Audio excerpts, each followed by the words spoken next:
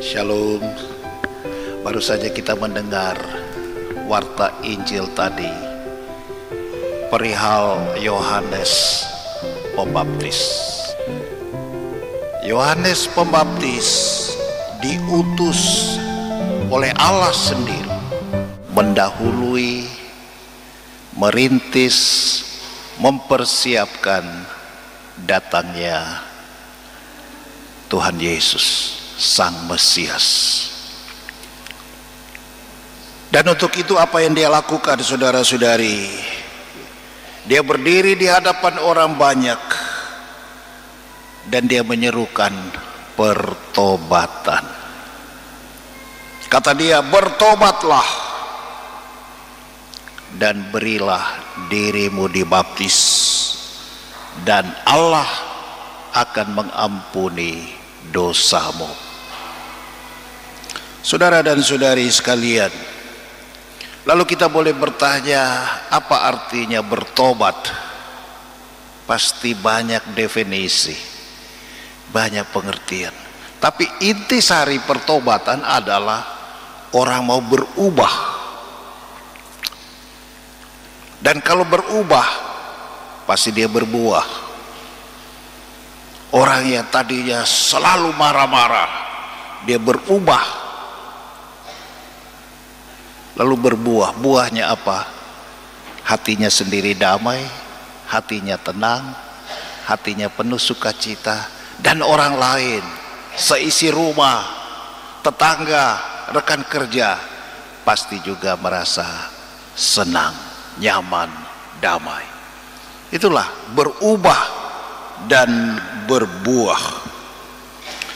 Kalau kita mendengar atau menyimak bacaan pertama, seruan dari Nabi Yesaya pasal 40 tadi, bertobat berarti menyiapkan jalan bagi Tuhan. Orang yang bertobat adalah orang yang mau berubah menjadi pribadi yang lebih baik, dengan hati yang lebih lurus. Lebih lurus artinya tidak bengkok. Hati yang bengkok itu membuat lain kata, lain perbuatan, lain isi hati, lain ucapan. Ini ibaratnya kalau kita naik motor, kita kasih lampu sein kiri tapi kita belok kanan. Ya. Jadi lain yang diisyaratkan, lain yang kita lakukan. Akibatnya bisa terjadi kecelakaan, tabrakan, senggolan, dan itu pasti tidak enak, itu pasti menyakitkan. Ibu bapak, saudara-saudari sekalian, hati yang tidak lurus, hati yang tidak tulus, itu bisa mengakibatkan luka. Dan ini bukan sekedar luka sayatan di tangan kita, mungkin kena benda tajam, teriris tanpa sengaja, gampang siram olesi obat merah, gampang cari obatnya di apotek atau toko obat, mungkin sehari dua hari, selambat-lambatnya mungkin 1 minggu sudah pulih, sudah sembuh. Tapi kalau luka itu adalah luka hati, luka batin, tidak ada obatnya di apotek, saudara-saudari. Dan itu pasti lama baru sembuh. Ada orang yang hidup di dalam luka batin yang bertahun-tahun dan menderita.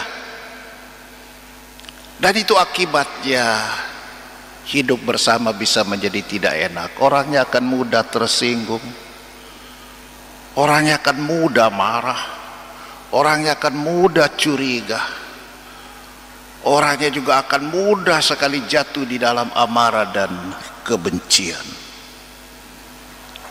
Saudara dan saudari, mari kita jadikan hari-hari masa Advent ini sebagai masa untuk bertobat. Untuk apa bertobat? bacaan yang kedua tadi memberi jawaban, ya, surat Petrus. Dia memberikan jawaban begini, supaya kamu itu kita semua kedapatan tidak bercacat, tidak bernoda di hadapan Allah, dan hidup dalam perdamaian dengan Dia. Rekonsiliasi, perdamaian. Karena ketika kita berbuat dosa, kita menunjukkan permusuhan dengan Tuhan. Kita menunjukkan relasi yang tidak baik dengan sesama. Tetapi ketika kita bertobat, kita berdamai dengan Allah yang selalu penuh kasih, Allah yang selalu siap dengan tangan dan hati yang terbuka menerima kita, yang datang menyesali diri, mengaku dosa, memohon ampun, dan kita diperbaharui. Itulah ajakan bagi kita semua.